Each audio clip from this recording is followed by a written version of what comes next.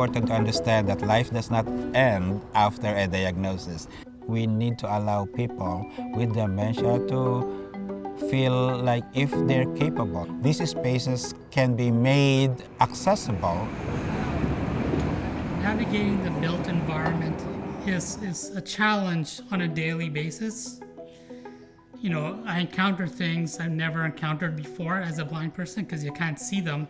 It's a lot of improvisation, and like I said, we have to do some homework to try and figure out, you know, where to go, what obstacles are going to be in their way. You know, we've come across these major curb cuts that we see many of them have very bad design, primarily because engineers and stuff generally don't know about how we travel through the city.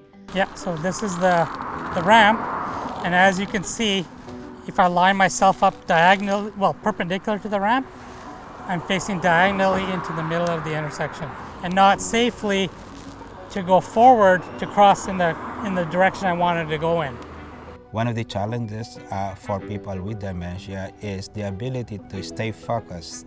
It could be because of the challenges of the sidewalk or even overhanging branches, loud noises, or sometimes too many people in their surrounding.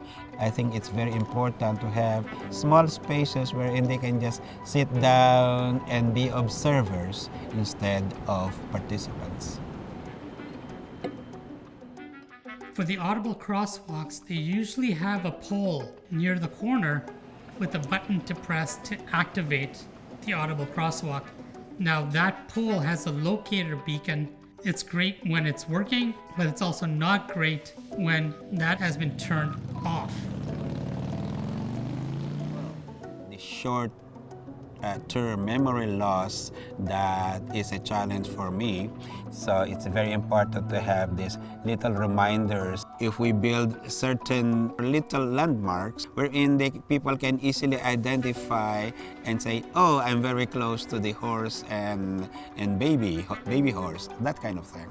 And it make it easier for me to navigate the neighborhood if I can see clear signage in plain English.